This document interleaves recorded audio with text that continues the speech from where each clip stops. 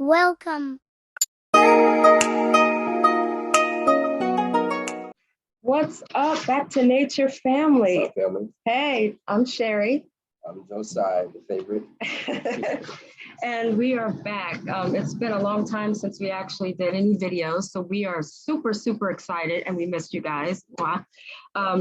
We have shifted in a lot of things that we're doing now. We're still in Senegal, and we're doing a lot of great things. We haven't been talking about it much. We've been moving, somewhat in silence, and we've also been doing things because it's just the right thing to do, and we follow, our heart, and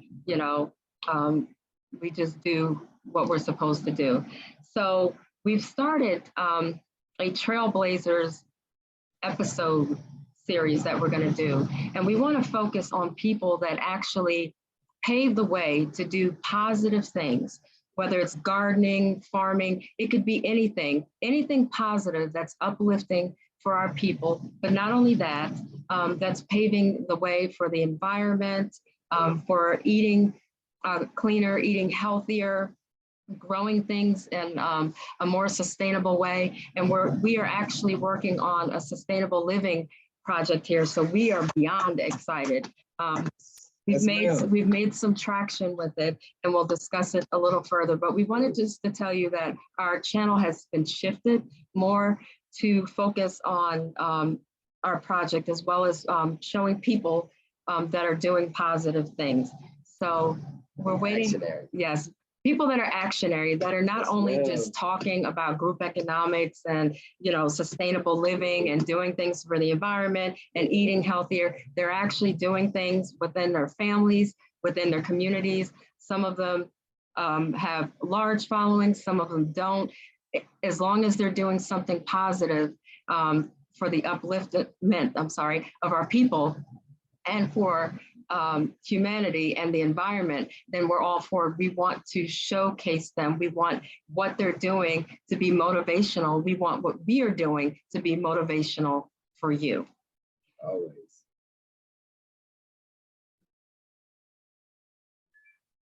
What's up, Back to Nature family? We are back, and we have a special guest. I'm Sherry, and this is Josiah, the favorite. And Back to Nature is with Kula Badila. Beautiful name. Beautiful name for a beautiful sister. Yes. And we're excited. Where are you located?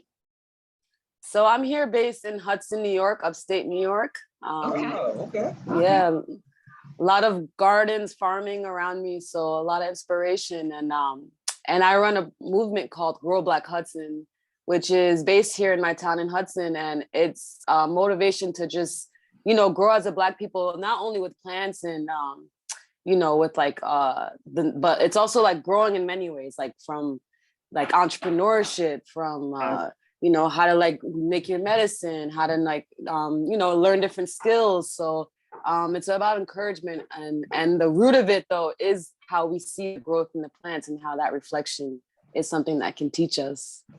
Yes, and I completely agree with you. And aligned with you. We've kind of fallen off of using medicinal herbs, and we used to grow things a lot, back in the day. And like today, we're more of a process. We've been products of our environment, but that's beautiful that you're doing that, and you're actually inspiring other people and showing them the way. So, and that's what we like. We like people that are actionary, just doing, not only talking about it, but actually doing it. So we're excited to have you, with us. Seriously, I'm highly excited, to be honest. I can't even wait for it.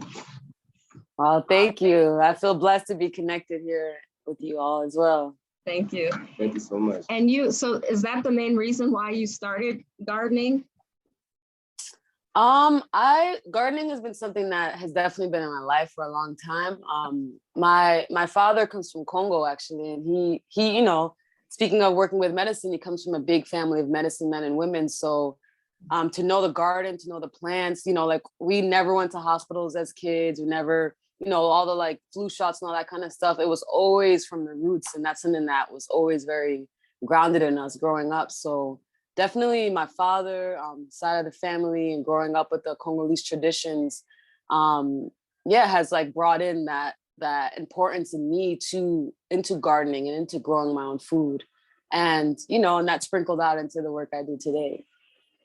That's beautiful that actually the traditions and the things from home, you know, was brought over, because some of us do lose it. You know, some, when they come over there, they become more acclimated to like Western ways and medicinal herbs and eating well. Since we've been in Senegal, I've lost a lot of weight. You know, people say that I'm a lot peacefuler, you know, when we need something, you know, a cough or something, we just go to the eucalyptus tree or the neem tree and just pull it down. You know, if we want a mango, we're pulling it down, you know, and it's like we're a lot healthier than what we were in the United States. So it's great that your family just continue that and spread it with you. You know, I just hope, you know, I claim that more parents do that when they come over instead of adapting to more westernized ways. A lot of the medicines that we're taking over there, it's tearing our bodies down. You know, the foods are tearing us. Yeah. So you have a garden in the Hudson area. Is it a community garden, or is it a garden at your home, or where is it placed? Yeah, so I have my own home garden, and it's kind of like what jump-started this movement, Grow Black Hudson, because what we've been doing actually is building small raised bed gardens at people's homes. So, you know, it's one thing to be able to like hear about the medicine, and then, you know, you hear all these things, but like, then you go home and it's like, where do I apply it? Like, where is the earth that I can grow this in, you know? So for me, you know, having the experience, especially like once, you know, the pandemic hit and everything's going on, and then like, they're not giving you any information. There's so much, you know, like happened. And, you know, for me, I work with the garden like the most, like very deep healing for me. And that also inspired me to like make sure that my Black and brown community in Hudson also knows, like, you know, you could grow at home, and let me get these resources. You know, just having connections from growing up in town and like working in farms and stuff, I was able to get a lot of donations to be able to like bring to them what they need so that they can grow right there in their homes. So what it is a bunch of different, we built about, at this point, like 20 raised bed gardens at people's homes. So, you know, it's something, so it's something that, you know, it's very deep and it's very personal, you know, and it was also something that brought a lot of healing, because as we were building these gardens together, you know, we're learning this knowledge, as well as being able to talk and vent about a lot of the things that were going on, and just the importance of coming back into our independence and into our own self-sufficiency, with knowing where our food is growing from, knowing like what different ways to water it, and also the spiritual connection that comes with being in the soil and being with the land and seeing how it's growing, like all those different lessons and reflections that come through, was just, you know, profound healing that came around with it. So yeah, you know, for me, it was very important to make sure people had gardens at their homes, you know, and then we also have a community garden in town. So it brings that space for, you know, community activities as well, but definitely to be able to like take those lessons and then come back home and be able to apply it and have a space to plant it there. Was very important for me to like make sure what's happening for people. Yes. Yes, that's beautiful, because you're not only, you know, taking actions and coming up with the gardens, but you're also teaching people. And a lot of problems or challenges that I had telling people, even at home, I'm like, start something, garden somewhere. I'm in an apartment. Okay, stop using excuses. Use your balcony. Talk to your, you know, your apartment complex and come together. Do a community. Do something, because we're so dependent on these systems, and a lot of the foods are toxic. It's breaking us down mentally, physically, and spiritually. You know, and it's like you have to stop making those excuses and just do it. And you know, you'll be rewarded. You know, with great health, teaching other people, you know, energy, just everything, you know, everything will come back into balance, because we're very imbalanced right now, you know. Absolutely. And, you know, and there's a lot of systems at play that are designed to continue to keep us out of balance because we're such a strong people. So, you know, I think it's like definitely like kind of also breaking the false mentality beliefs that we're, you know, we've inherited by just being in this society that continue to like, you know, just create these narratives, you know, that it's a convenient thing. We're also in an age of very much convenience, where it's like, oh, let me just go to the grocery store, like let me not question it. And then, you know, you'll read a nursery rhyme to your kid and it's old McDonald's and it's always like a white farmer, you know, and man, and it's like also just changing the way that these youth are also seeing what it means to be a farmer or gardener. Like that's something that also came from our ancestors, and to kind of reclaim that in a way to also, just empower ourselves and remember that we come from such an abundant, rich inheritance. Yes. You know, so it's you know, it hits a lot of different levels, because we're also fighting a mind war, you know. So you know, the more conversations and awareness and the seeds that are planted for the information, because you don't forget, you know, once you do learn something. So, you know, a lot of it is just like planting those seeds, you know, and it's also going at people's paces, you know, because you don't want to force where they're at in their own growth and their journeys, but like just letting it be known, putting the information out there and creating a space that feels safe for them to know that if they do have any more questions, or, you know, just want to learn deeper, that like there is a place and elevate. Yeah, that's beautiful. What was the first thing that you planted? Nice. Like ever? Yeah. The first thing that I can like remember planting, where it was like a just amazing experience, I was probably, I think it was like in kindergarten, and there was like, we might have went to like a field trip to this garden, you know, it was at this kind of like an alternative type Waldorf school. And yes, wow. Okay. Yeah, I actually went to a Waldorf high school, so that was also like a deeper connection to me, being with the farm, because the high school was on a farm.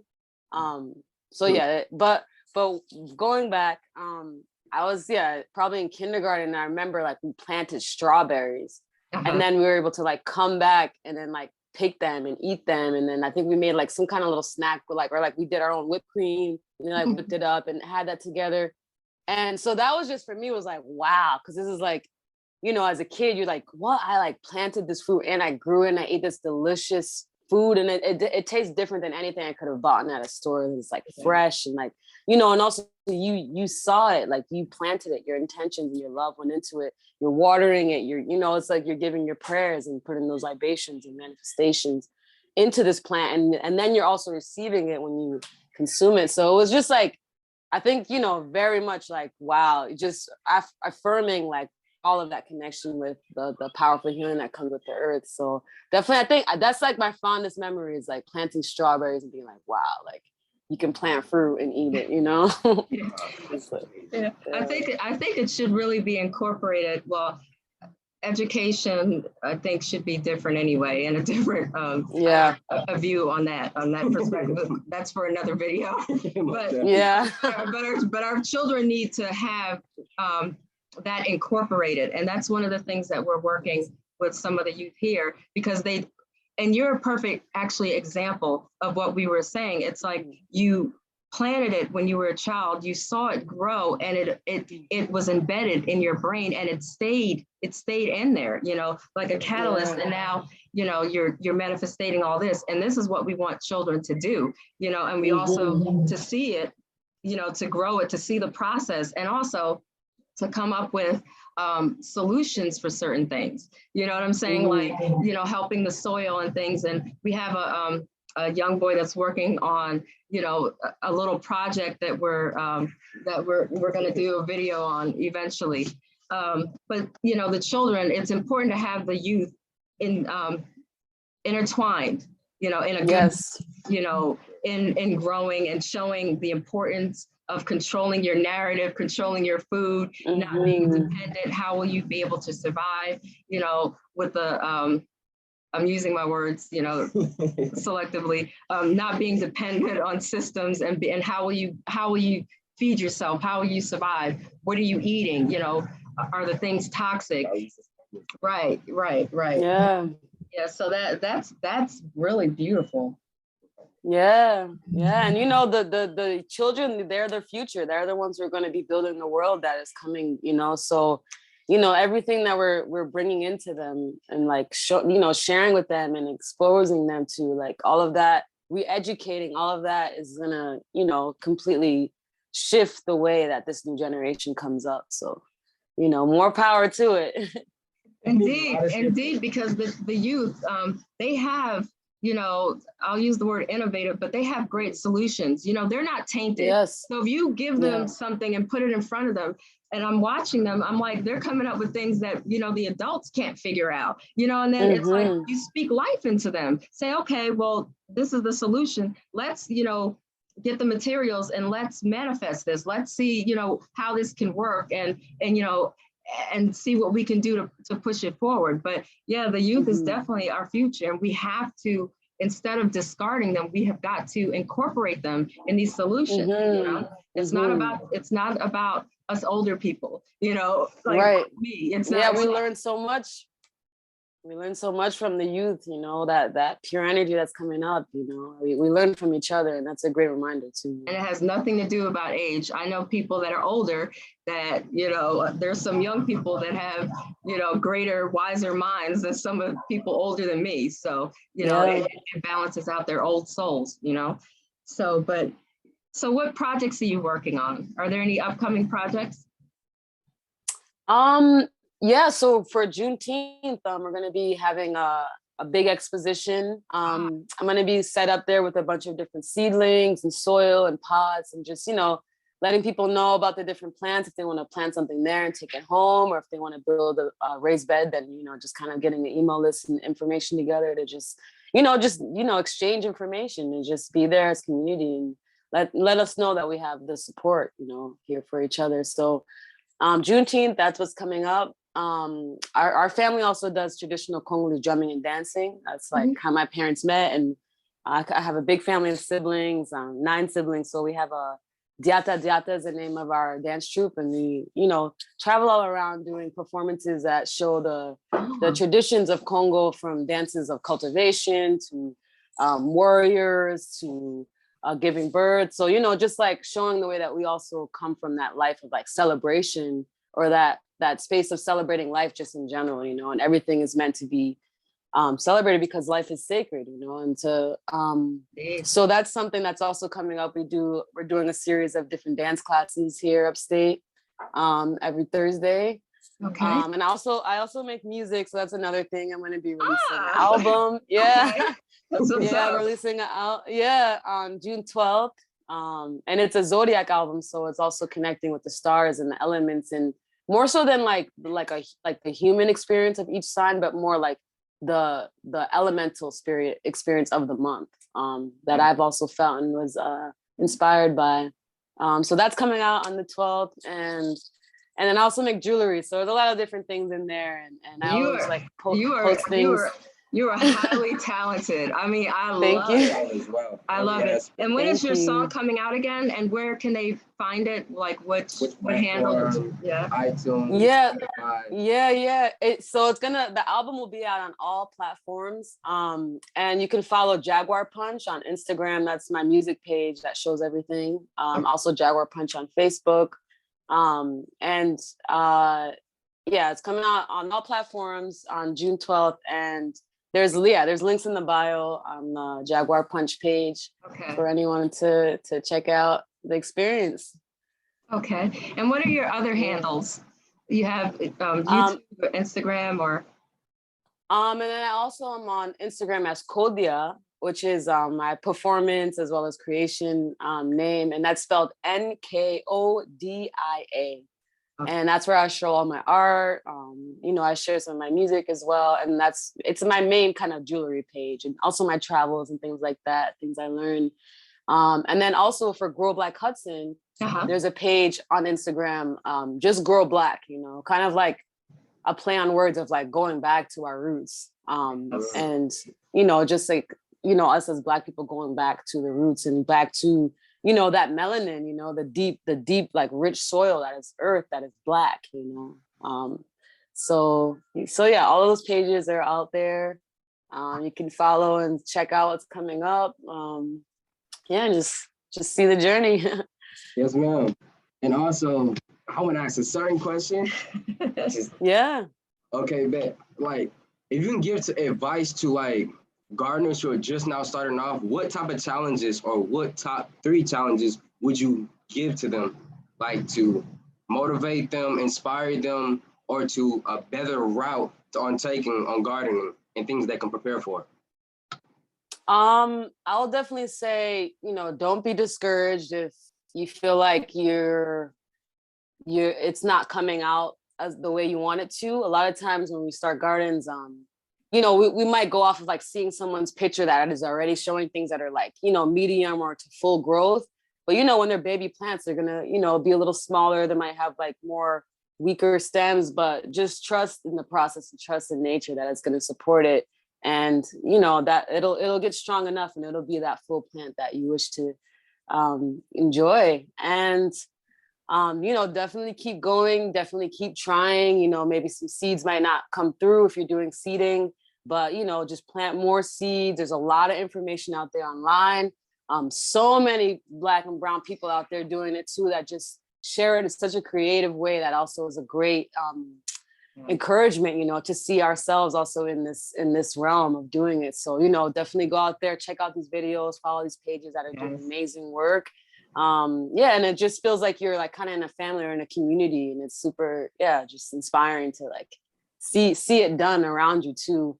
And the resources are there, and if they're not, there's also a lot of information online on how to, put some more nutrients in the soil that you're working with, how to make creative raised beds.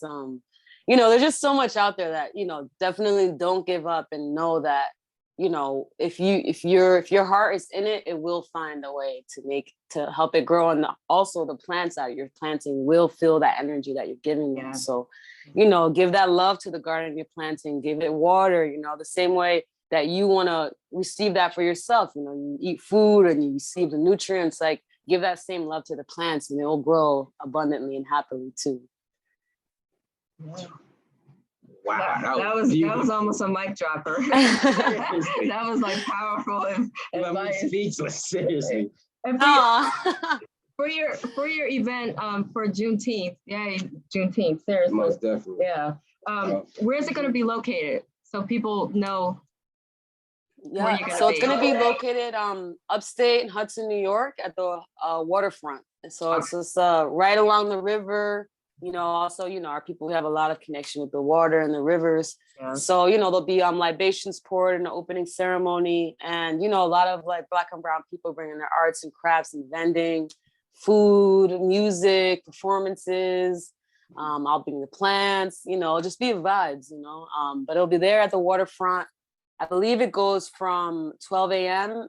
until like maybe about 8 is usually kind of like when it starts to wrap up. But it's gonna be vibes, we're gonna be there. Family's gonna bring the drums and just bringing the energy, bringing the ancestors, welcoming them in, and just creating the celebration, and not only to do it for this one day, but like to remember to continue to celebrate it, beyond, and just see all the ways that we're coming together with our gifts. And also just to encourage that self-sufficiency, that self-employment, like us building up for ourselves, like building up our our legacies. Indeed, that's beautiful. Well, I hope to see a video of your performance, and yes, indeed, your performance, what you're doing, on Juneteenth, as well as also for your music.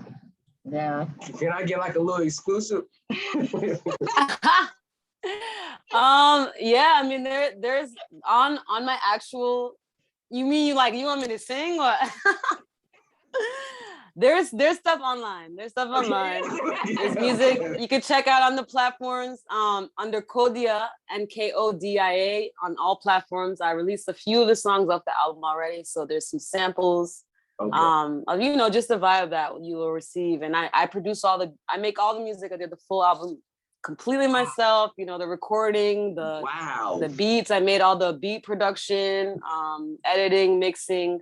So, it's definitely is like birthing this baby. That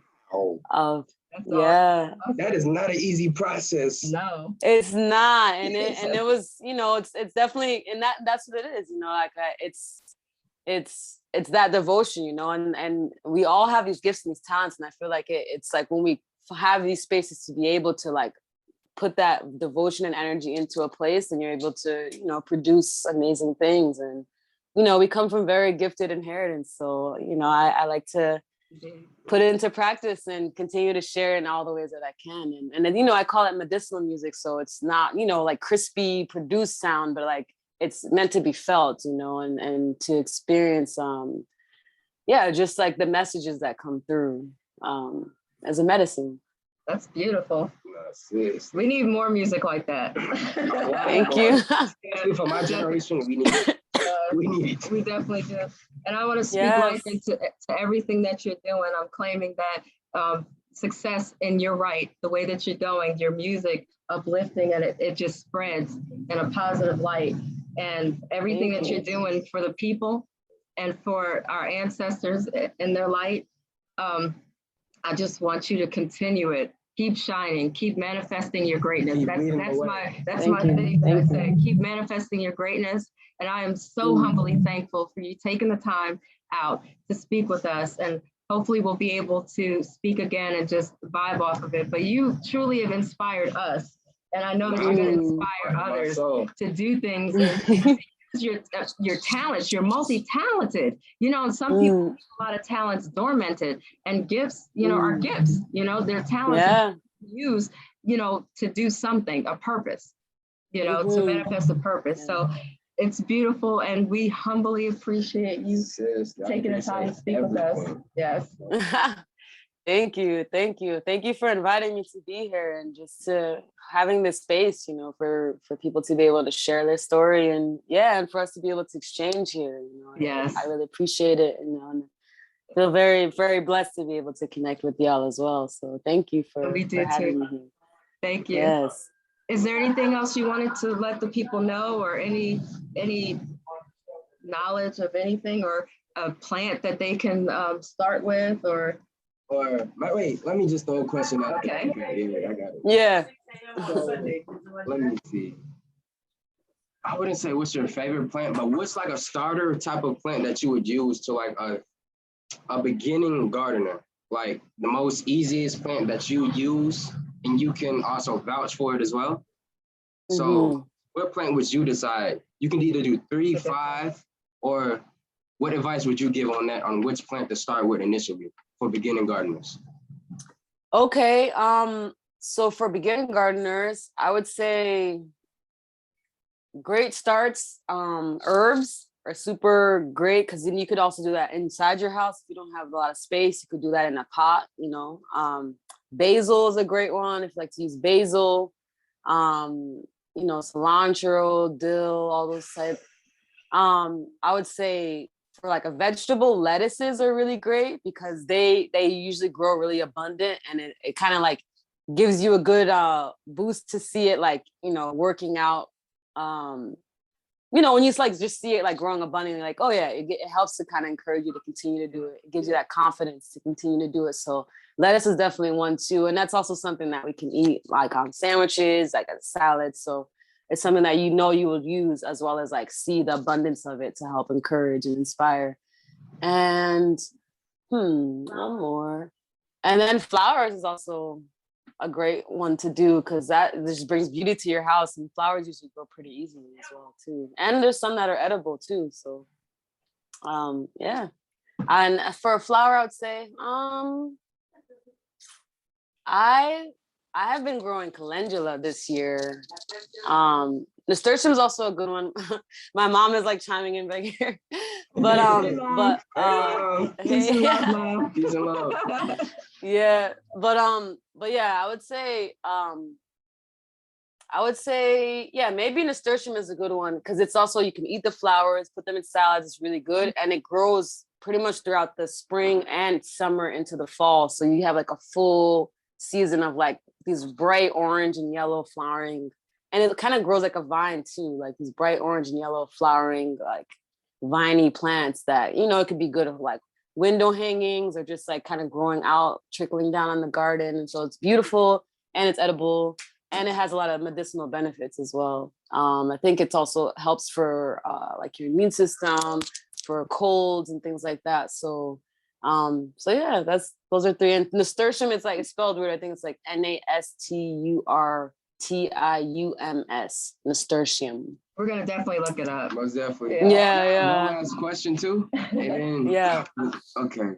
So if you can give some words, I would say, matter of fact, to anybody, like whoever sees this video, I wish like some inspiring motivational words that would cultivate like their interest into putting their actions into either gardening or even something for a better purpose. So what would you inspire and motivate to other people? Like, what would your words be? My words would be to remember that we are also Earth, and to remember that, because of that, we have infinite examples around us and infinite support around us, with our relatives, and also to not see ourselves as separate from that, because that also will take away from your healing experience, and the more that we do recognize ourselves as Earth, the more we can see, the way that the trees grow, the way that they lose their leaves, the way they have their cycles is also something that we experience in our lives. So not to be discouraged, but to know that it's part of the process, so that you can grow stronger branches and stronger leaves that will come through and continue to bring you the nutrients that you need. So, to continue to remember yourself as Earth, and to see, the Earth around you as teachers that are here to support. That's beautiful. That's beautiful. And Thank once you. again, you left me speechless after that. You were motivating. I'm about to start gardening right now. I'm going, man, Yes, that's what we want. It's right here. And I hope anybody who sees that will motivate and do the same on to others.